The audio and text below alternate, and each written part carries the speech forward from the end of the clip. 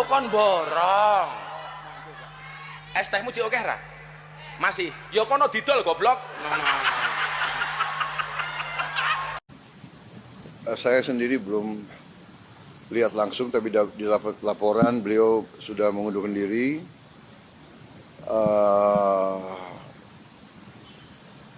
Komentar saya kira itu adalah tindakan bertanggung jawab, tindakan kesatria. Ya. Beliau sadar, beliau salah ucap.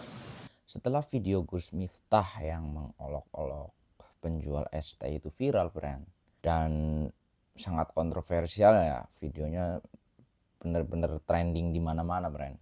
Akhirnya Gus Miftah mengundurkan diri dari jabatan utusan khusus presiden, friend. Gus Miftah mengatakan beliau mengundurkan diri tanpa ada paksaan dari siapapun gitu, dan tanpa tekanan dari siapapun gitu, friend. Mungkin sebagai wujud rasa bersalahnya mungkin ya. Saya memutuskan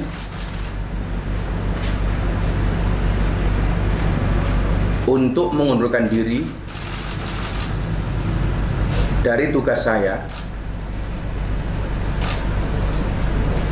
sebagai utusan khusus presiden. Dan ternyata di balik itu semua ada beberapa kisah yang disimpan oleh seorang penjual es teh tersebut yang bernama Bapak Sun Haji ya. Ternyata beliau baru saja mengalami kejadian yang kurang mengenakan, friend. Dan seperti yang kita tahu, beliau saat ini mendapat berbagai macam bantuan dan hadiah dari para masyarakat Indonesia, friend.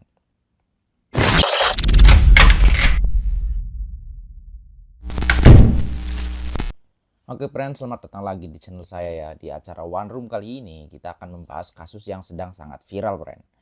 Yaitu kasusnya penjual es teh yang diolok-olok oleh seorang Gus di depan orang banyak, friend. Es tehmu cik oke ra? Masih. Ya kono didol goblok.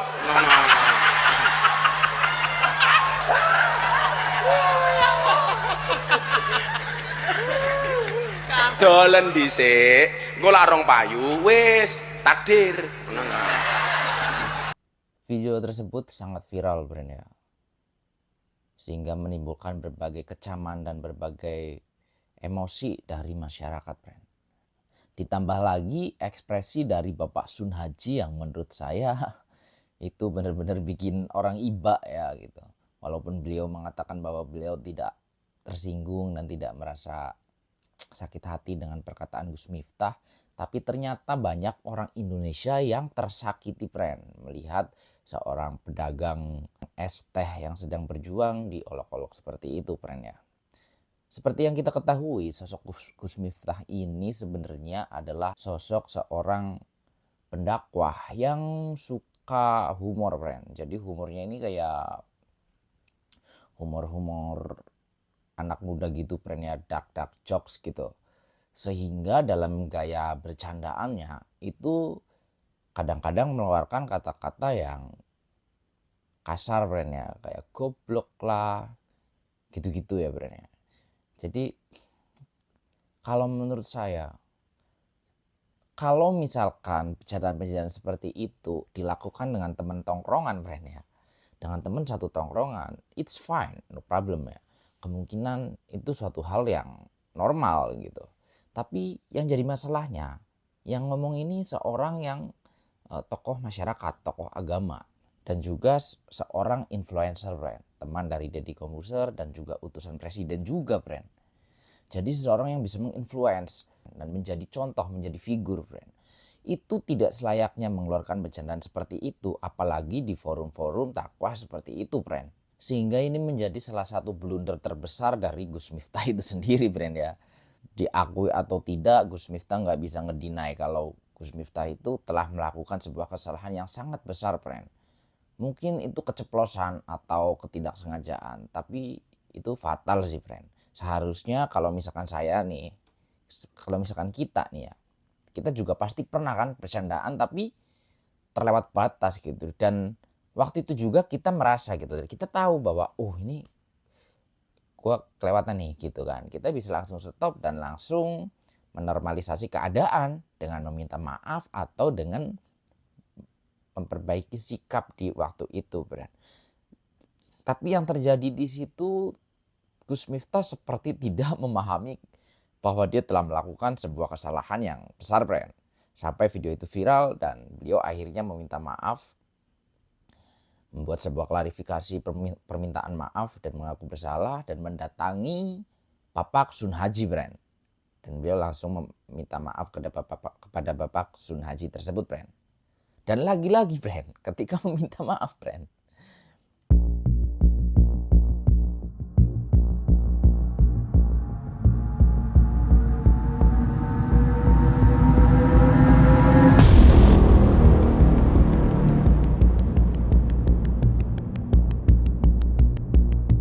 Gus Miftah tertangkap kamera merangkul-rangkul Bapak menjual es teh tersebut seperti kayak udah temen tongkrongan gitu, friend. Padahal Bapak Sun Haji ini umurnya jelas terlihat lebih tua daripada si Gus Miftah tersebut, friend. Sehingga di sini membuat netizen juga banyak yang berkuar-kuar lagi, friend. Ini jadi sasaran empuk lagi buat para netizen, friend. Sebenarnya gue bukan orang yang terlalu membenci Gus Miftah karena kejadian ini, friend ya. Karena setiap orang pasti melakukan kesalahan, friend. Kita semua kemungkinan bisa berpotensi melakukan kesalahan yang seperti itu, friend. Apalagi buat kita yang suka bercanda gitu, friend. Tapi menurut saya, friend, melakukan kesalahan itu bukan sesuatu hal yang ini ya, friend ya. Setiap orang pasti melakukan kesalahan. Yang paling penting adalah kita mengakui bahwa kita melakukan kesalahan dan kita mau mengakui itu, kita tidak ngedinai gitu. Ciri-cirinya gimana ketika dia minta maaf, dia nyebutin alasannya enggak ini. Kalau misalnya dia masih nyebutin alasannya, itu sebenarnya dia dalam hatinya dia itu masih menolak gitu, friend. Tapi seharusnya kalau misalkan melakukan kesalahan seperti itu, ya nggak usah ada pembelaan apapun, friend.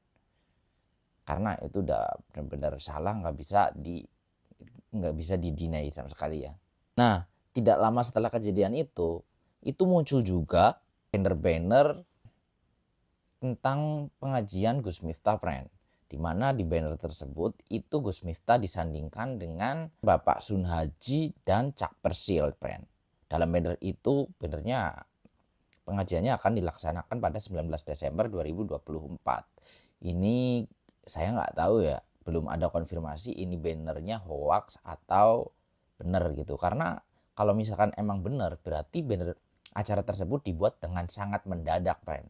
Bannernya itu jam 7 waktu Indonesia Barat sampai selesai di Gesari Banyusari, Grabag Magelang, 19 Desember 2024.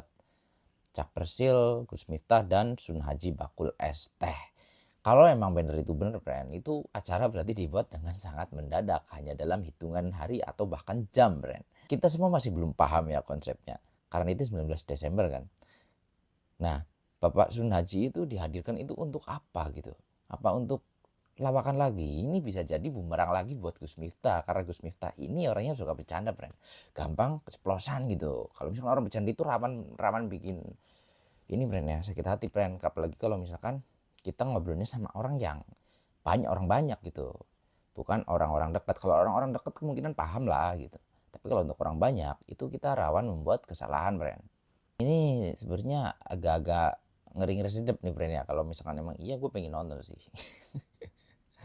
Nah, dari banner ini, friend, ternyata ini jadi sasaran empuk lagi, friend. Banyak orang yang mengatakan bahwa Gus Miftah ini ingin membersihkan namanya dengan mengajak Sun Haji ke dalam pengajiannya, friend.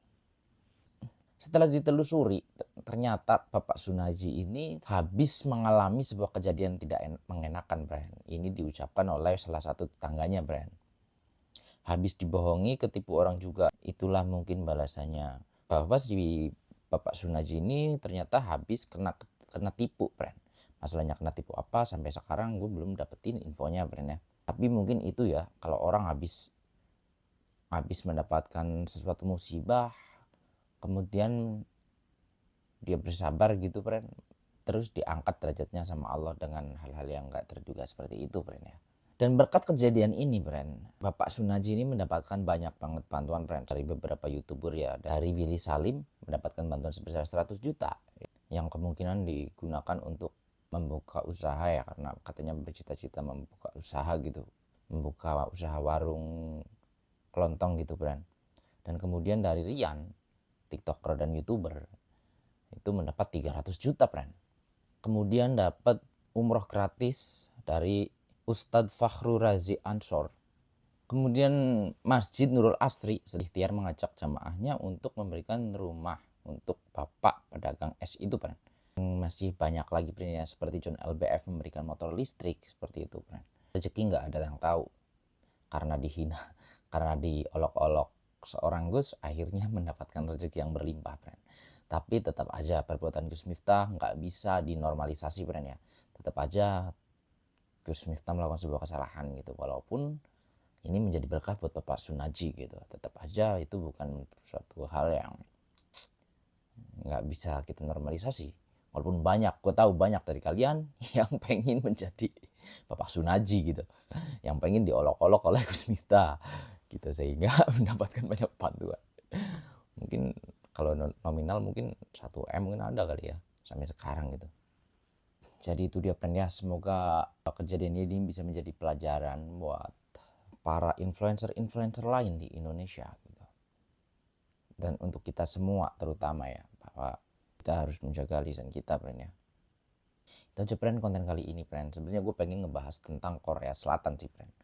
Gue udah nyiapin skripnya, udah nyiapin semuanya, friend. Tapi udah banyak banget yang ngebahas, friend, ya. Gue yakin kalian juga udah tahu kronologinya gimana. Kemungkinan gue akan ngebahas nanti ya setelah tanggal 8 ya. Ini kan di postnya tanggal berapa sekarang ya?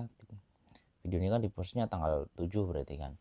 Tanggal 8 itu hari Minggu. Kemungkinan ntar hari Rabu depannya kemudian ngebahas tentang Korea. Ini insya Allah, friend, ya, kalau misalkan nggak ada halangan gitu.